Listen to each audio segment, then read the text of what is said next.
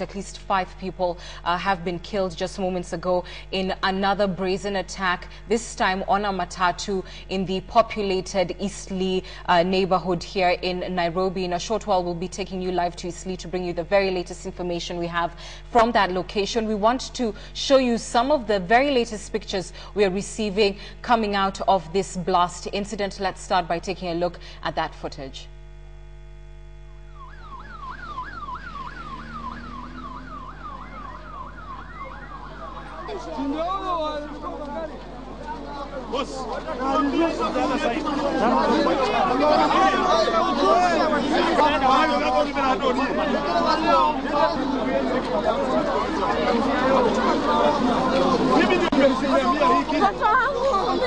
Mtoto wangu alienda Kikombe, sijamuona mpaka saa hizi, sijamuona mtoto wangu.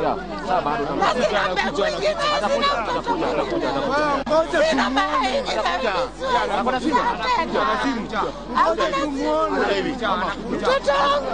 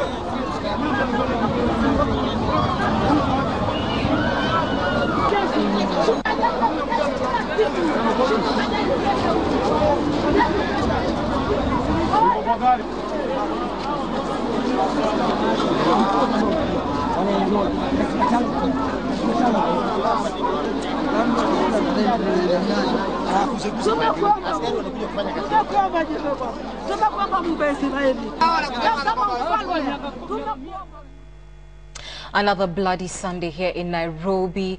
Terrorists having had some success, killing 5 people who are on board a matatu in the Eastleigh area. We've got our crime and investigations reporter from the Standard, Cyrus Mbati, online to bring us up to speed with the very latest information as regarding this incident. Cyrus, thank you for joining us. Why don't you begin by telling us at about what time did this blast occur? We do know that it is believed the assailant managed to get out of the matatu just before the blast went off. As you can hear, there is an ambulance running around here. It was, I think it was around 3:30, and the matatu was carried out. It was full because it was coming from Eastleigh headed to Kariobangi, and this is near St.Theresa. Which I say there's a man who alighted from a matatu. Then behind him there was a vehicle which was trailing him. So after alighting from the matatu, and he was trying to actually get into this car which was trailing from behind, he missed the door, and he actually fell on the road as the matatu was speeding off. Then all of a sudden there was that explosion now which went off. So far 5 people are dead, which I saw personally. I saw 5 people on the road. Several have been injured, are rushed to hospital. The suspect himself was arrested by the public which was around here, and he was beaten up thoroughly before police arrived and saved him. He was saved while bleeding, and he's in fact, I think he's in Kenyatta National Hospital. Police say this explosion could be an IED, an improvised explosive device, but the damage is extensive here, as I can see what I can see. And police say that the attackers could have been also armed with an AK-47 rifle, because there are so many gunshots here which are being seen around. Now, after the explosion, what I can see here, and I can tell you, the people here against that they're fighting people. Anybody who looks like a Somali is being actually fought around here, and there are chaos and clashes here. Police are trying to ensure that they save the situation by trying to divide between the locals and the non-Somalis.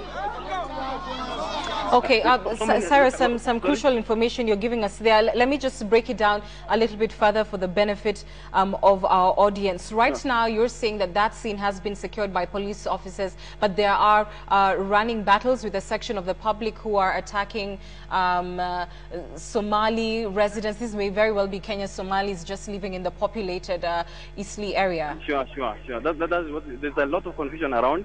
Even people are being brought here where we are injured. Actually, the clashes are now inside Eastleigh itself. Because you see, St.Theresa, where it is, the section itself is near Juja Road. But now where the clashes are between the locals and some of the people who are Somalis, so they could be Kenyans or those of Somalia itself, it's happening inside deep Eastleigh itself. And according to police, it's turning out to be bloody and people are trying to loot using the situation. You can hear even ambulance sirens are kind of all over here. Yes, and that situation could very easily degenerate given just the massive population that is in that area and the congested infrastructure. For instance, if police needed to call in reinforcements, it would certainly take time. But do tell us, it does appear, even from a layman's point of view, that there is this kind of persistent attempt to pit Kenyans, indigenous Kenyans and Kenyan Somalis against each other. Some would even go as far as saying, this dates back to the blast that we've been seeing happening in churches and a kind of scheme to pit Kenyans one against the other. What do you think of those thoughts? Because even by the time actually we arrived at the scene, before even police could take charge of the situation, the locals here were really beating up those people they are seeing as Somalis. Because all along they are saying that Somalis are the ones who have been behind all these attacks. Not necessarily all Somalis, or rather you can say they are not the ones who are terrorists. It's only that this perception which is there that they are the ones who have been attacking people here, or rather throwing grenades or any other explosives which have been going on around. Yeah, could you give us more information on this man who you say is believed to be the assailant who residents managed to capture? You did mention he was lynched, may possibly be at the Kenyatta National Hospital, I would suppose under police guard. Do we know anything more about him? Anything that could give us some inclining as to who this man is? How old is he? He's kind of a middle-aged man. I saw him personally, but he was bleeding at the time when we arrived and police saved him from the ground. But as also we are talking to police here, they're saying he's stable in hospital, and they're trying to kind of make him stable so that they can talk to him and hear what he has much more to tell. And who the other occupants who managed to escape in the other car, which witness say he was trying to kind of board before escaping from the scene, who they are. Do you know how many were in this car that you say was trailing him? Witnesses say they saw 3 people, but then the car had tinted glass, so you could not be able to see deep inside the car. You don't know what was inside. But then we also don't know whether the ones who shot at the gunshots which are around here. So that's what police are trying to establish, whether the gunshots which are being fired here, they came from a weapon known to them, or the weapon which belongs to the suspects, and so we managed to escape. Yeah, and of course, I would imagine that police may be examining other avenues in trying to capture who really was behind this attack, say for the man who is now at Kenyatta. Their major interest is the man who's at Kenyatta Hospital, because he could give them much information regarding this attack, if indeed he's the one who's behind it, as the locals are claiming that they saw him alight from the matatu before it went off, before it blew up. Even the driver himself of the matatu, he survived. The miraculous result, he was not injured actually at all. And he looks kind of confused. He can't, because whatever he's saying is not comprehensive in a way. So police are trying to talk to him in a way that can give him more information whether he saw the man aboard the matatu or not. Okay.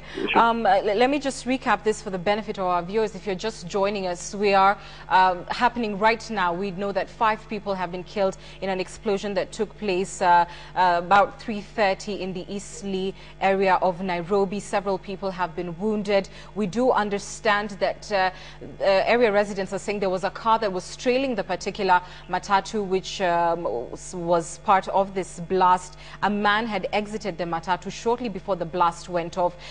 Those around believe that he may have been the one behind this attack. He was apprehended, lynched even. Police rescued him, is now at the Kenyatta National Hospital. Police also holding some 3 individuals who were in that vehicle that was trailing the matatu.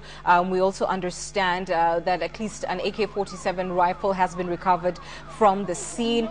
There are also in parts of Eastleigh running battles between area residents. One community or or I would say one part of the community pitted against the other, the Somali population, locals accusing them of being behind the attacks. Certainly, of course, a lot of concern, a lot of fear is natural in such a situation, and particularly given the demographics of Eastleigh, which has a heavy Somali population. Many Kenyan Somalis, many Somalis also who've come in from across the border, some who are in refugee camps, some who are fleeing, fighting in their country, maybe having found residence or home with local Somalis. So certainly an unfortunate thing that is unraveling right now, but police are trying to contain that particular skirmish. We are speaking to Cyrus Mbati, who's a reporter with The Standard, handling matters of crime. We'll be speaking to him in a short while, but let's just take a look at these pictures that we are receiving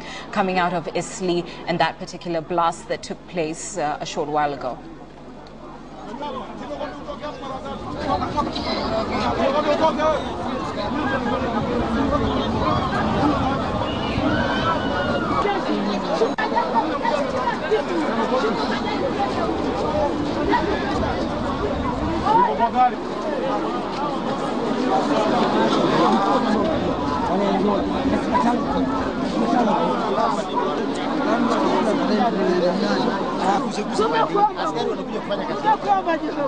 Tunakuomba Mungu wa Israeli.